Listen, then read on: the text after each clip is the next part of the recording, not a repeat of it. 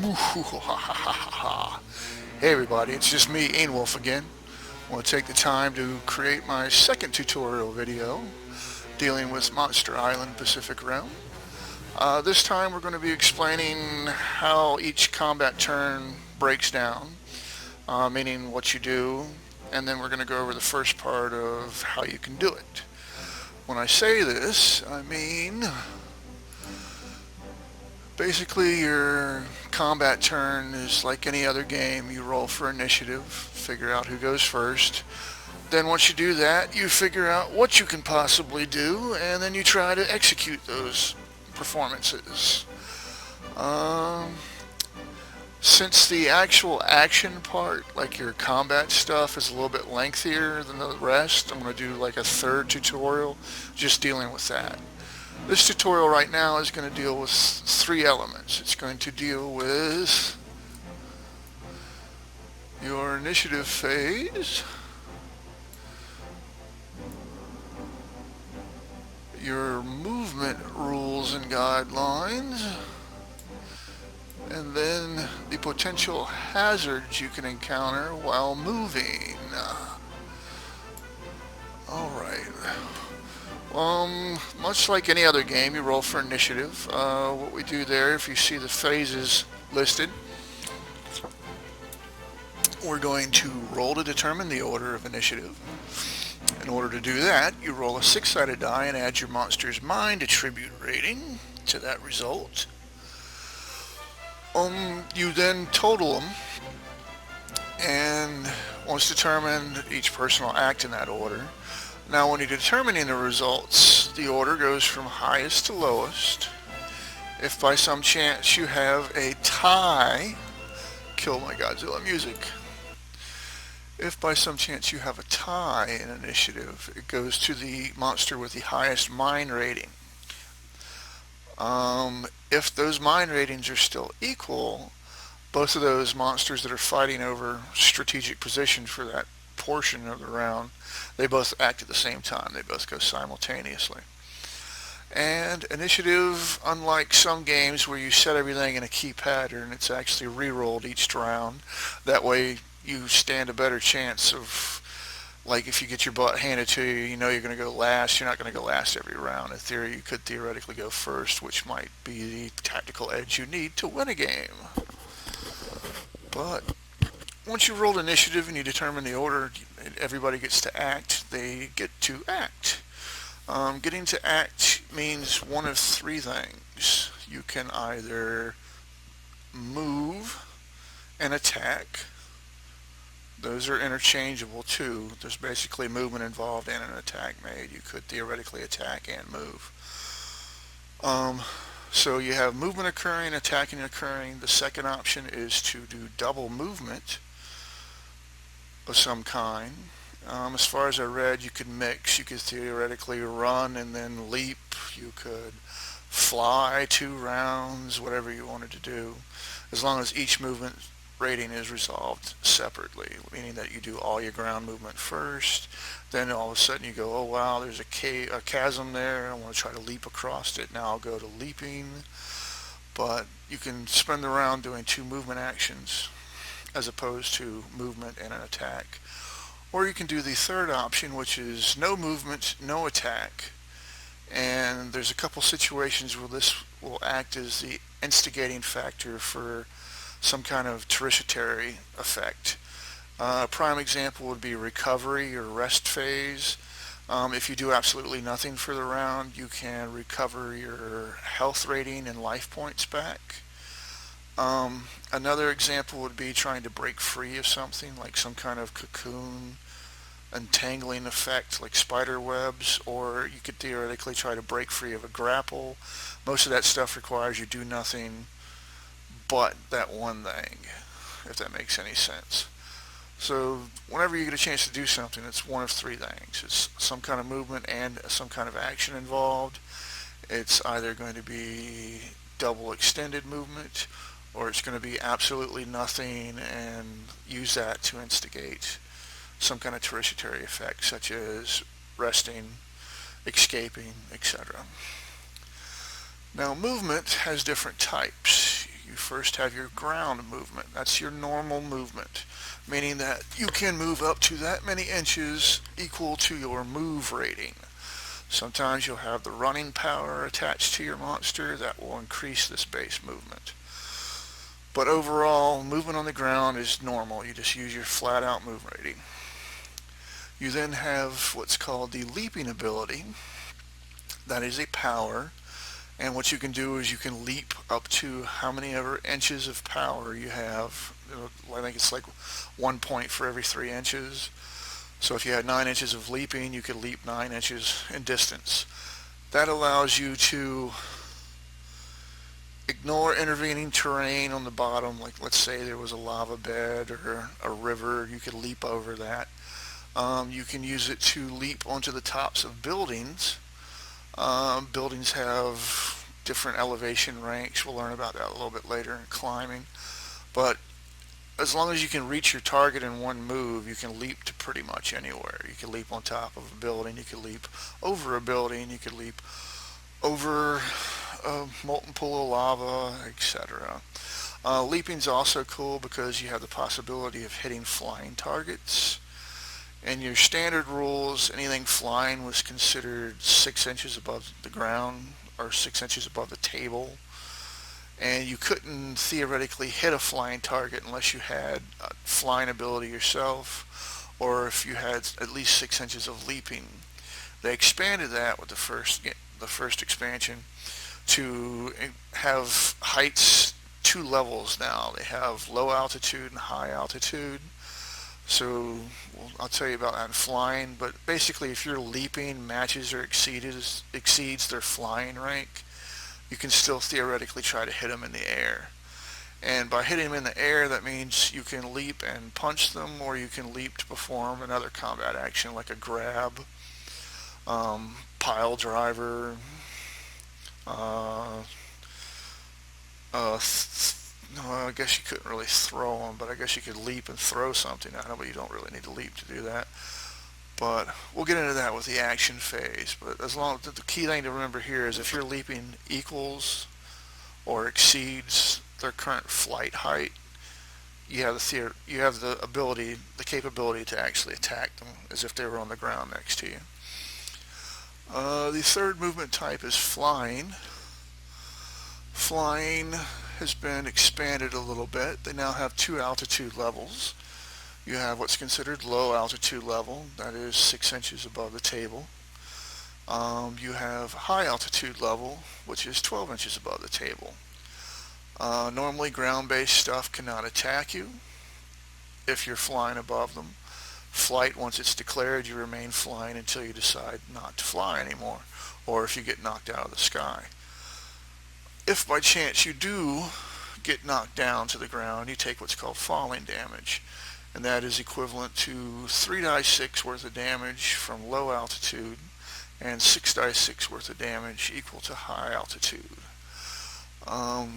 It's kind of nasty because it could really hurt you if you get knocked unconscious or something dazes you and you're flying, because not only do you take the damage from the attack that dazed you, you fall to the ground and take even more damage. But flying is still a cool ability to do, because if you know your opponent doesn't have anything ranged, or if it's like a really heavy hitter, like you just see something punch through one of your allies like it was nothing, he rolled like 8d6 and took him out with one round, you're like, there's no way I want to be hit by that. You go up to flight, fly away from him. As long as he doesn't have leaping or flying himself, you should be okay.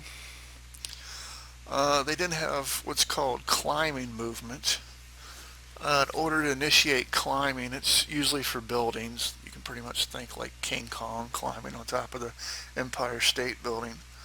But each building has one of 2 levels. They have level 1, which is still the same. It's low altitude. It's probably about half of a giant kaiju's height.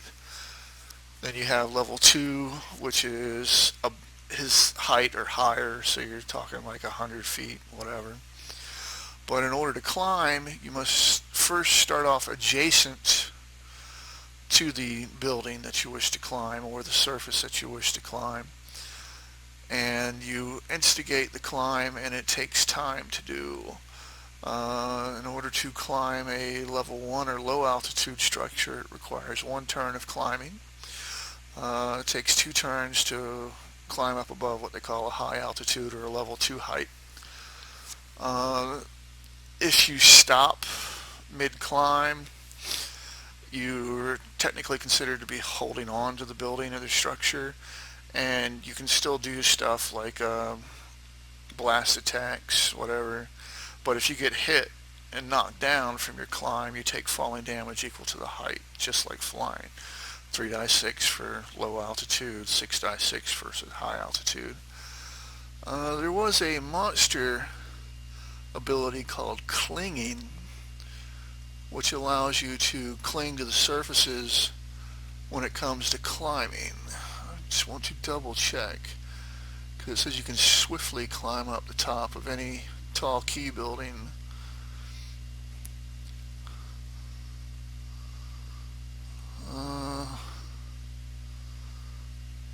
Trying to see if it lets you incorporate it into regular movement,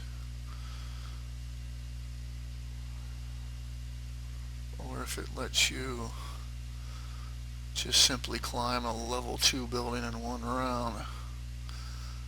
I know you can leap on top of the buildings, no problem.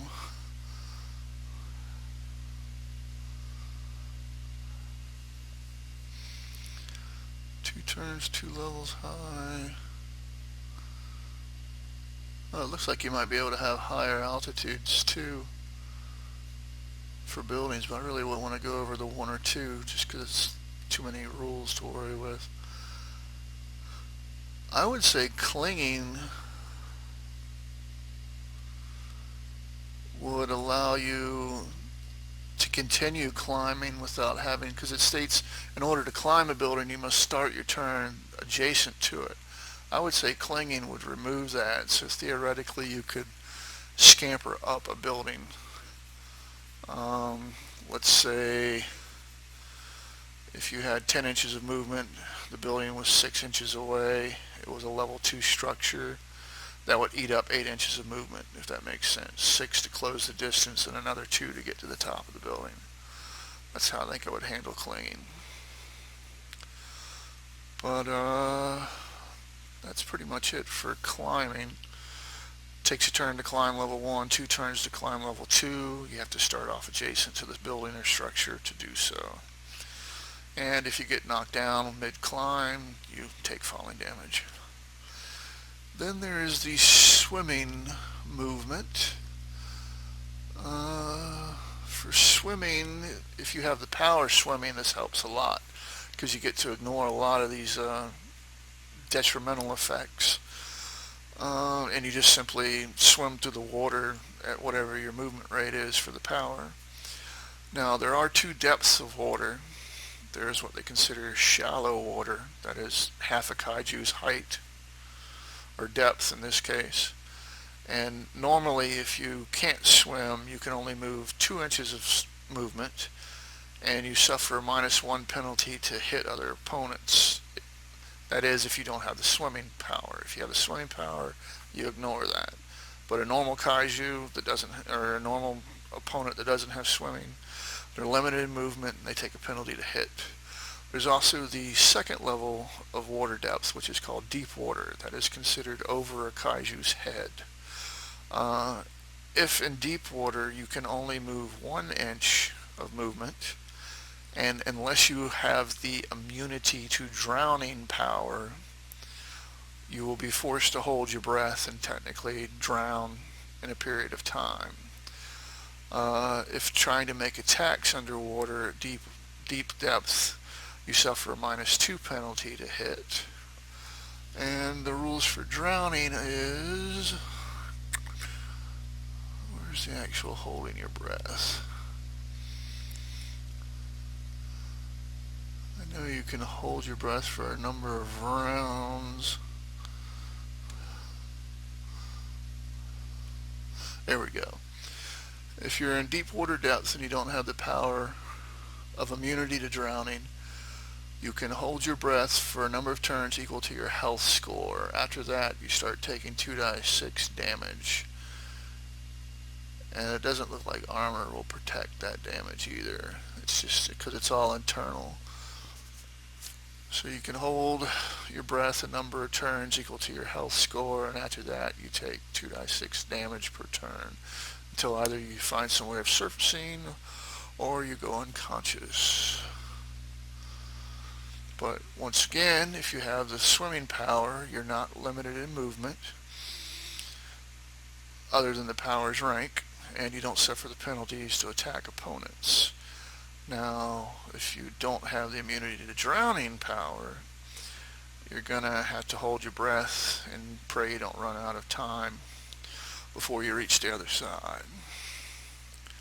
And there's also the possibility of a surprise attack. A lot of times if somebody goes under the water at one area, there's no telling where they're going to resurface. So if you resurface adjacent to a monster at the end of the movement, he's surprised. When they're surprised, basically you get a +2 bonus to hit them.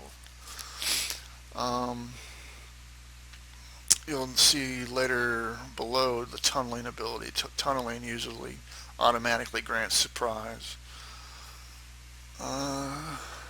Teleporting. Teleporting is a form of movement that is derived from the teleportation power.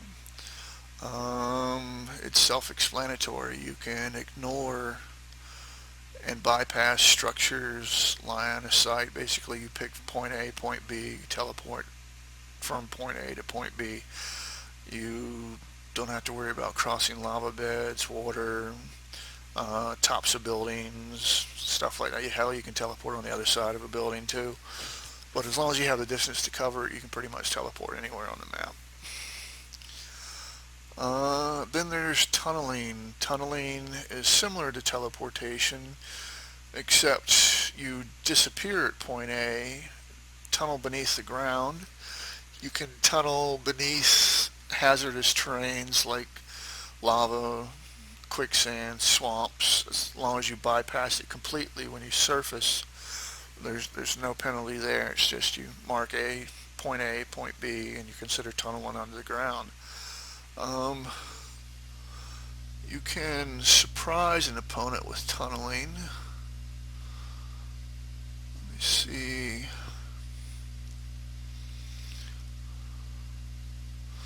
It's probably in the power section. Because a couple abilities you can attack them from surprise. There's only two if I remember right, and that is swimming.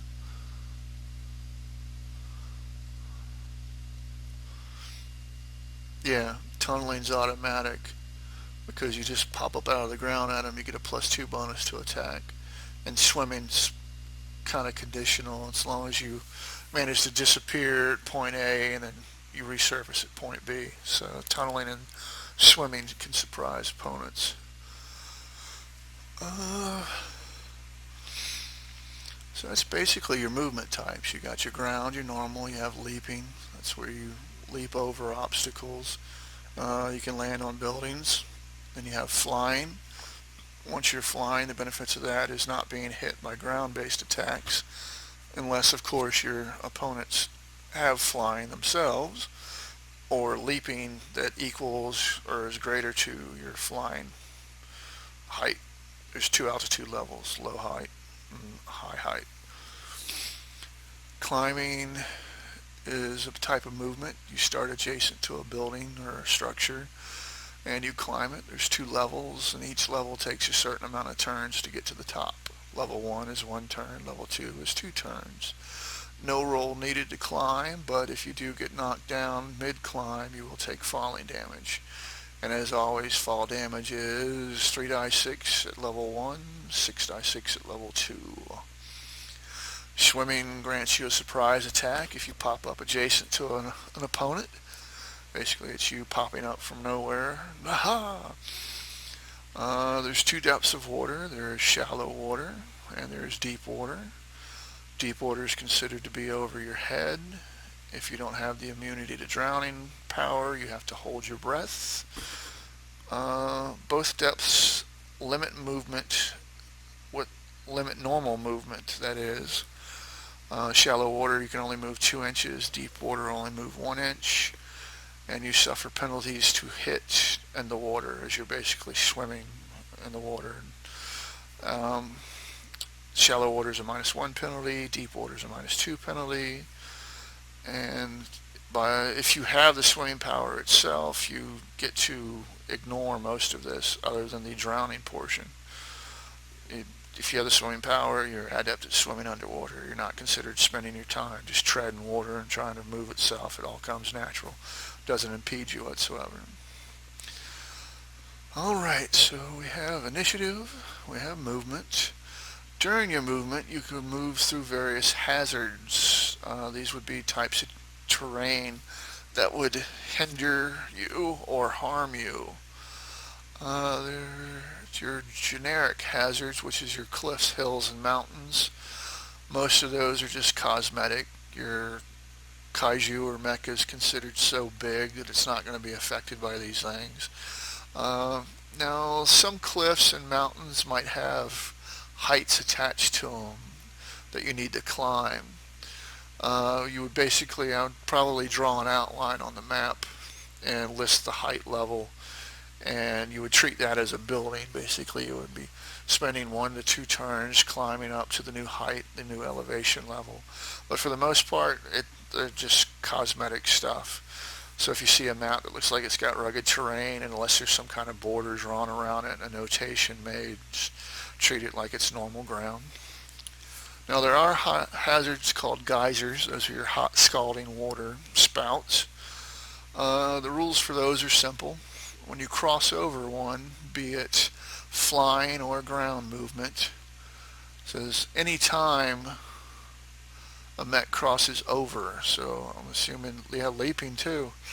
Tunneling would probably bypass. But anytime you cross over a geyser, you have a 50-50 chance of taking damage. Basically, it erupts during your movement. You roll a 6-sided die. If you get a 1, 2, or 3, the geyser erupts, and it inflicts 6d6 worth of damage onto you as you cross over it.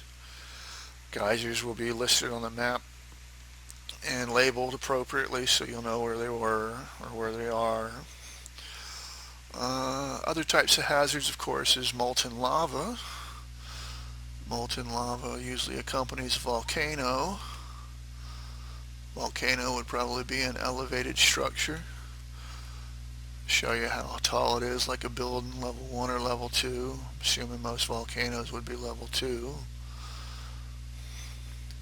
I'm trying to find my section on hazards. There we go.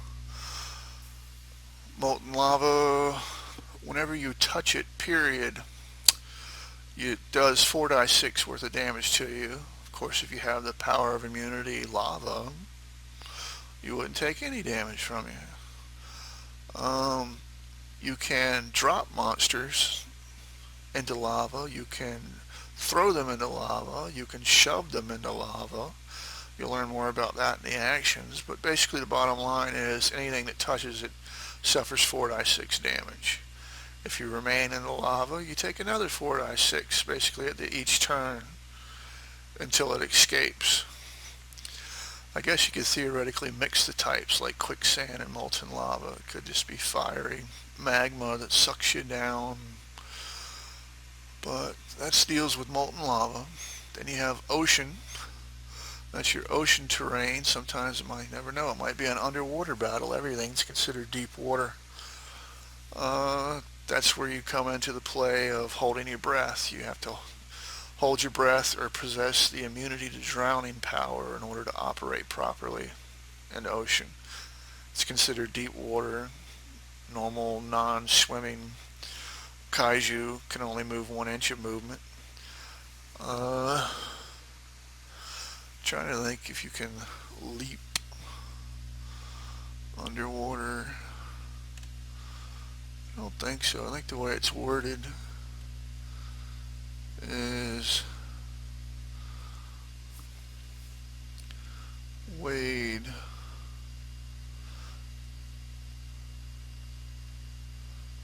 Oh, it looks looks like just normal ground movement underwater is only movement 1, so I guess I really don't think you would fly. Flying works for the air, so I don't think flying would work underwater. I don't know, maybe half flight movement underwater. That might make a little sense, common sense wise anyway. You're using the propulsion of your wings to flap underwater. It's just not as efficient. Leaping, you have resistance and weight, I'd probably say. I don't know, that might have to be a house rule we vote on. Maybe it's half the powers ability underwater, or just simply 1 inch of movement. But we'll have to figure something out on that. But ocean water, the one key element to take away is it's considered deep water. You suffer a -2 penalty to hit unless you have the swimming power, and you're going to have to hold your breath or drown unless you have the immunity to drowning power. Then you have quicksand as a hazard. Everybody knows what quicksand is, I hope. Whenever you step into that, looks like you can mix it. Quicksand might be hidden, might be obvious patches, or it could be hidden in stuff like lava or swamps. That'd be kind of a cool hazard. Maybe give each swamp or a lava pool a 50-50 chance of being quicksand on top of that. That would be pretty cool.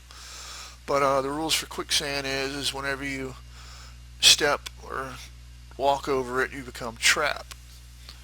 Luckily, it's not deep enough to drown you. It just traps you. Anybody attacking you while you're trapped in quicksand gets a +2 bonus to hit you.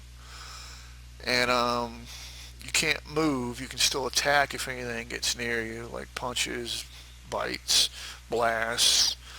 You just can't move until you break free of it. In order to break free of it, what you do, looks like breaking free is one of those things where is it automatic roll?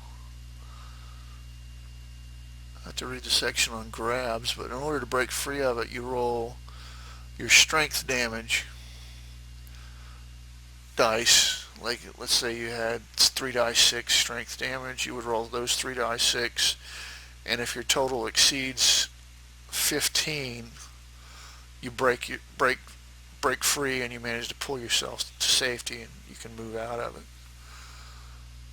If you become stuck and have the power of teleportation, you don't have to roll. If you have flight, you're still stuck. If you have leaping, you're still stuck.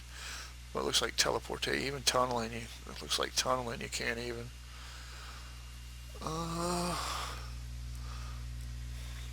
Try to see, I try to discuss swamps. What does the quicksand,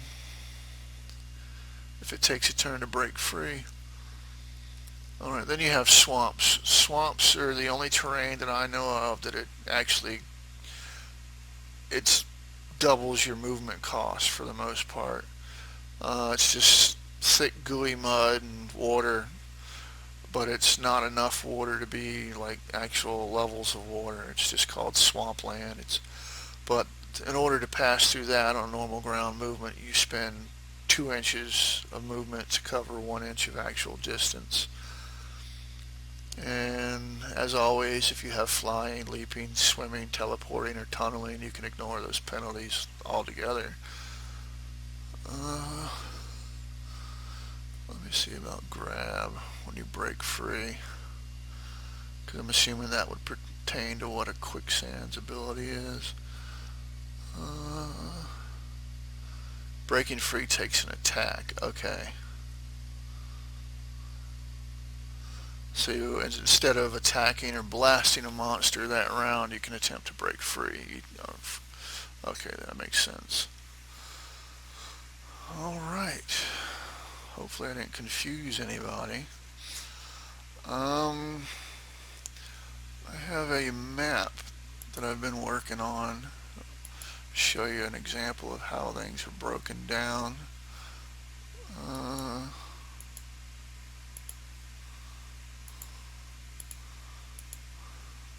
Oh, there we go. I don't know why it wasn't labeled right. But I just added some stuff and labeled them on the map to give you a feel of things. Like, have the Whiskey Defiant up here, the Sierra Spartan. Notice I have their names at the bottom of them. I also added a yellow facing tab. That way we can figure out which way these things are facing for the round. That way if you want to end your movement, see him facing south, boom, he's got that facing. That way if somebody was behind you, you could tell if they were attacking from behind or not.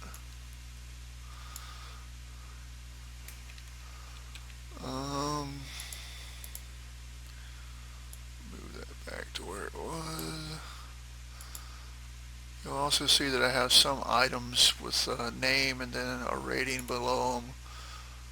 Like I have a boulder strength 4, that's basically an object on the ground you could pick up. Has a strength of 4 minimum in order to lift. That way if you wanted to pick it up you could throw it. And you have like a tree, strength 2, those are easy to uproot. Over here I have a building, it says level 1, that means its height level is level 1. If you started off adjacent to it, and it would take 1 turn to get to the top of it. Over here I have a geyser. Well, actually the geyser itself is right here. So anything that crossed over the geyser would have to roll, and a 1 to 3 they get spurted with hot water. Over here I have a building. It's a little bit bigger. It says building level 2. I have some swampland over here. I don't know why I put depth level 1 there. It's just swamp. Because you don't drown in swamps. But that whole area would be a swamp. So if you were traveling through there, through there, through there. I also put a volcano. Oops. Put a volcano right here. And some surrounding terrain of lava. Just to give you a dramatic feel of where things are. That way if you were traveling across, that way you would run across lava, and each time you would touch one of those hexes you would suffer 4d6 worth of damage. Let's say you were adjacent to the lava here. Oops, I always forget to do that little blingy thing. If you were here and somebody pushed you into the lava, you would take damage.